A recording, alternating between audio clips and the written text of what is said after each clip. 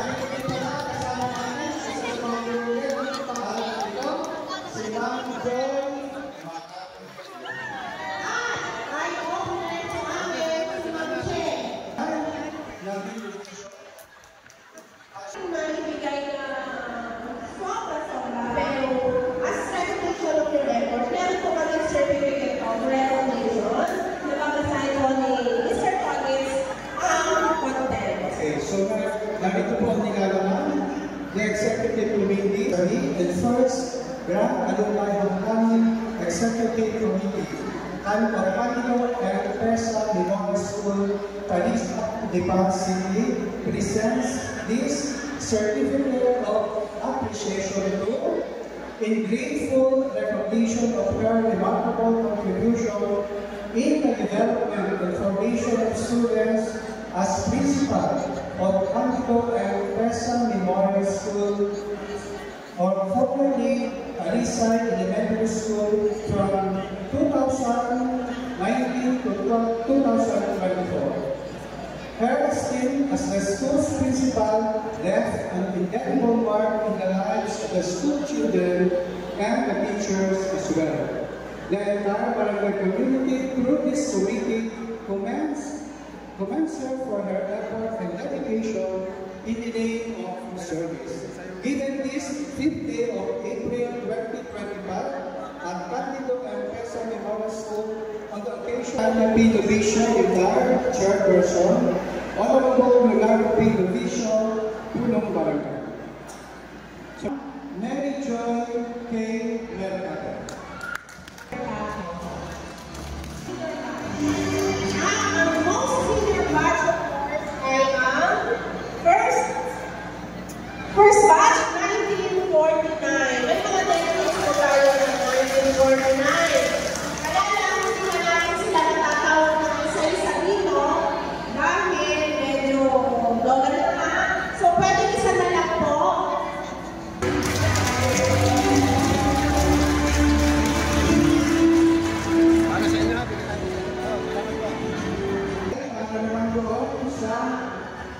Okay, so meron po ganyan, nag-volunteer na mag-design ng ating bagong flagpole. So, with the recognition, bibigyan po namin siya ng plaque of appreciation.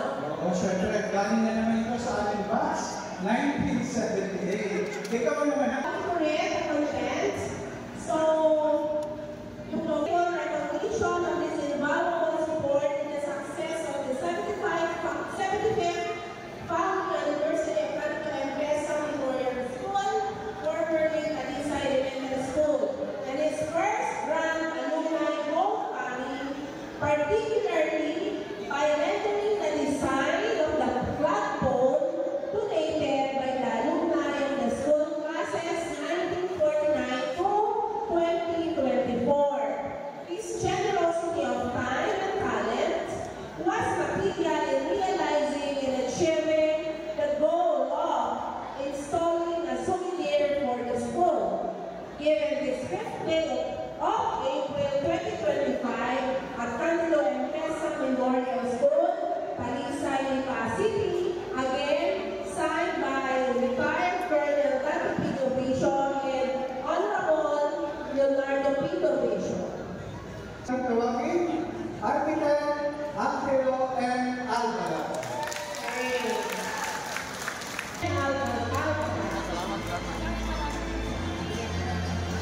Estudyante ng ating paaralan. Ba't ibang batches ay nagpadala ng kanilang mga entry at ito nga po ang regalo ng logo making contest. So nais ko pong tawagin, mapasahin ko muna ang nilalaman, Division Hilay, and Honorable Leonardo P. Division. Nais ko pong tawagin si Miss Sheila Gahon Reyes.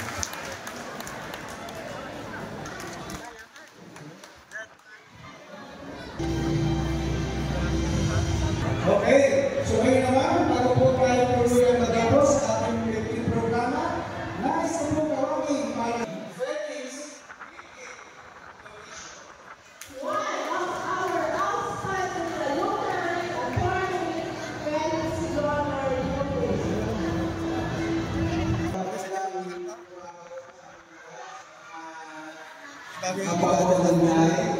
Ramdam ko ang excitement ng bawat isa sa ating mga graduates na dating kami sa elementary school at ngayon ay graduate.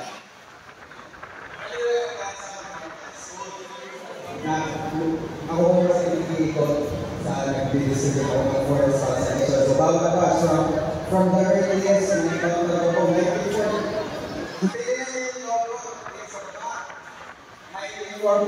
Base sa aking listahan na attendee mo ay na 1949. Nag-snake as batch I think 2023, na yung mga kanina.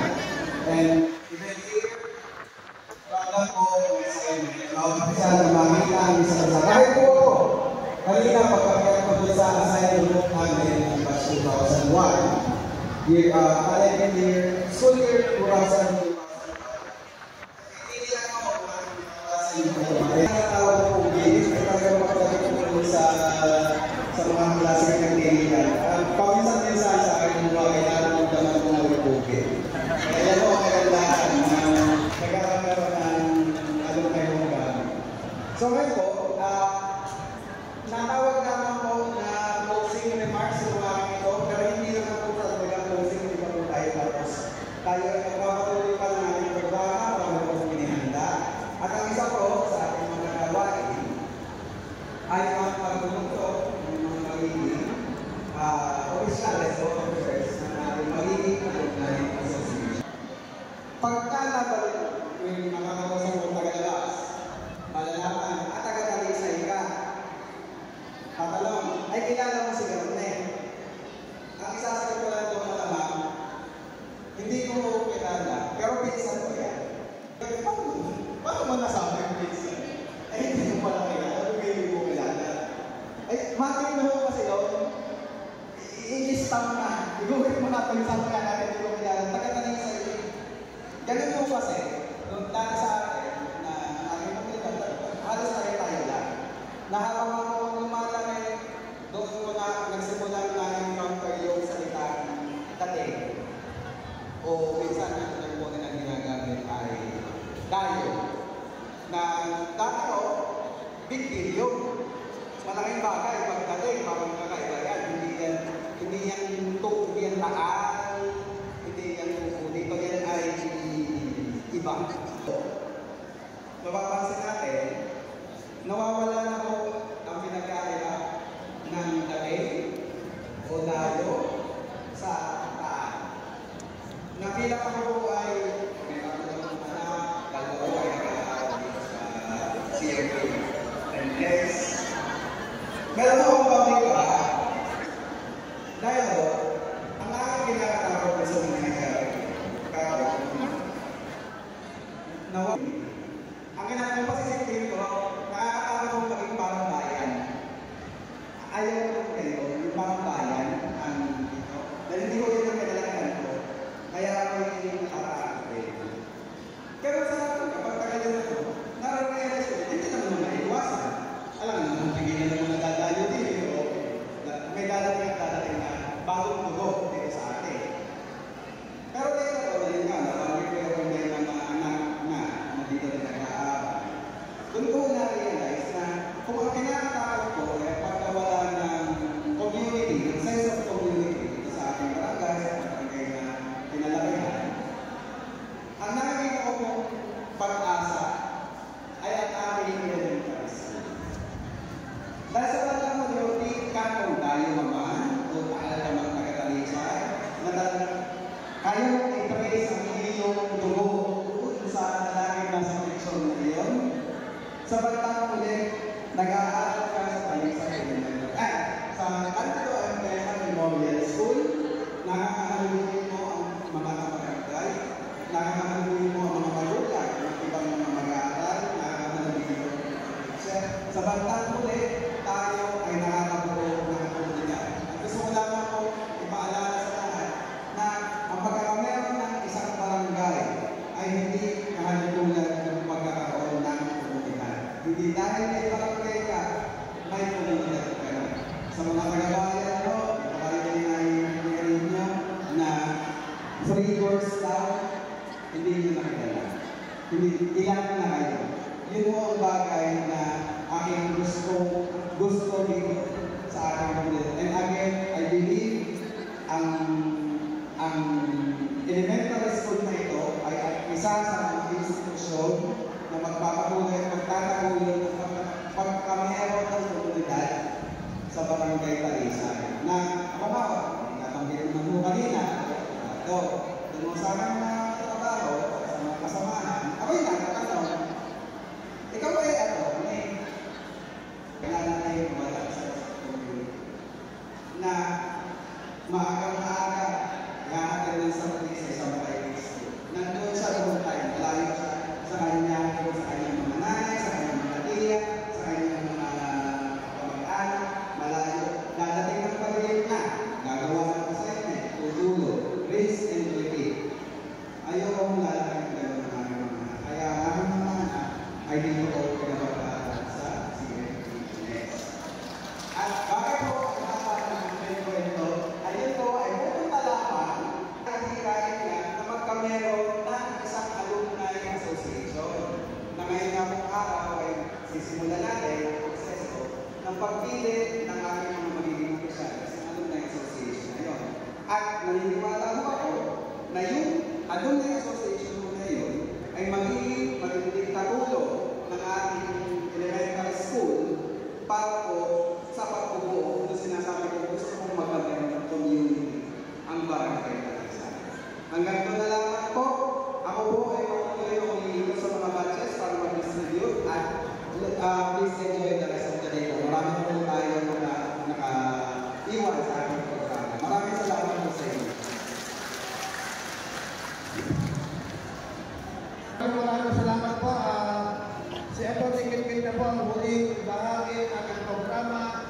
So from here, pwede na po tayo magpunta sa ating mga kanya-kanya mga classroom para kumain ng pananghalian. Maraming salamat po. Kung gusto mo mag-picture, pag-download,